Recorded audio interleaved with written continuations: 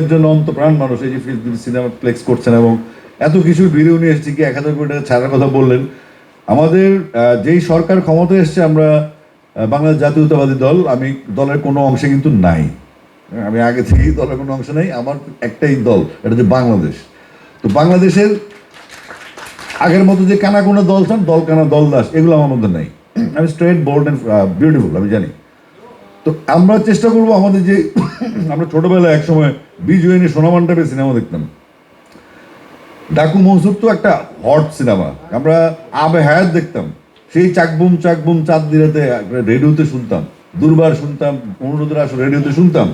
অর্থাৎ আমরা আমার এক বন্ধু শহীদ, আরেক বন্ধু রফিক, আমরা গুলবাই 3-4 যখন পড়ি, বাসাতে 3 ঘন্টা সিনেমা ধরা গিয়ে যাবো, বিড়ি টিড়ি খাইতাম হলে গিয়ে একটু। তো এখন এগুলো গন্ধসহ বাসায় আসলে একটা রিফ্লেকশন হয়।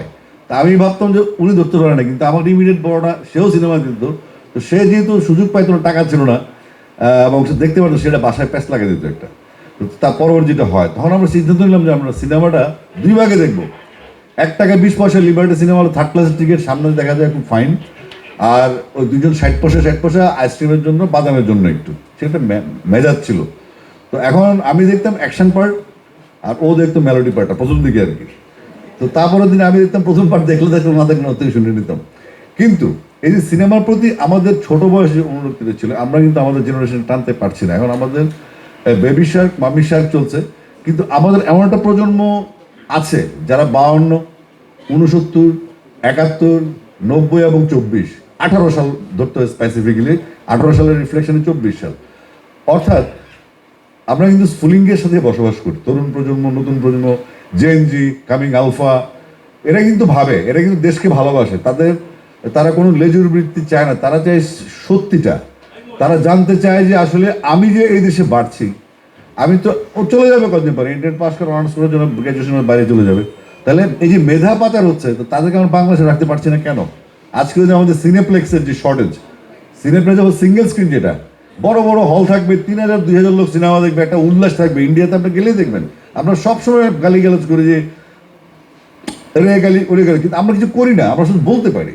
অর্থাৎ সিনেমা হল আমরা যেগুলো দেখতাম একসময়, আমরা গ্যারিসনের যে প্রত্যেকটা ক্যান্টনমেন্টের সিনেমা হল ছিল, এবং সেখানে আমাদের ফ্যামিলির লোকজন সুন্দর দেখতে পারতো। আমার মনে হয়েছে আমি দর্পচূর্ণ দেখতে গেছিলাম দ্বীপে কি সিনেমা হলে, এইসব সিনেমাতে আমার মাথায় ঢুকে না, মারপিট নাই কিছু, সারাক্ষণ কথা বলে। কিন্তু আমার বন্ধুদের সাথে যেতাম আমি অ্যাম্পলিফায়ার হিসেবে। অ্যাম্পলিফায়ার মানে আমাদের মিউজিকে বলে যে পাওয়ার দেয়, সাথে থাকা আর কি।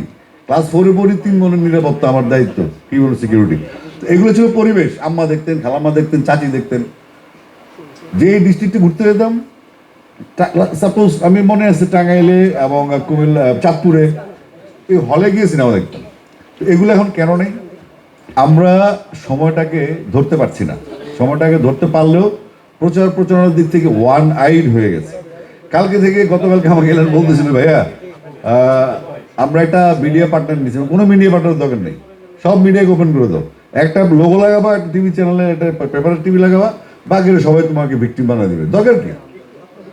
ওই টিভির কোনো ভূমিকা নেই, সে কিছুই করবে না। এটা একটা ব্যাড কালচার। প্রত্যেকটা মিডিয়া সমান, এখানে কোনো চৌধুরী বংশের লোক নেই, সবাই সব মিডিয়া সবার জন্য ওপেন থাকবে। তাহলে মানুষ এবং সাংবাদিক যারা নতুন প্রজন্ম আসছে, আমরা এখানে বৈষম্য কাটে ফেলতে হবে। আমি নাম উল্লেখ করছি না, বড় আগে নাম বলে দিতে, বয়স হয়ে গেছে, বলে দিলি না। তো আমাদের কি করতে হবে? এই ঝামেলার টিম হচ্ছে, ঝামেলার টিমের যে কাজটা, আমি সিনেমার গল্প কিছু জানি না, আমি শুধু গান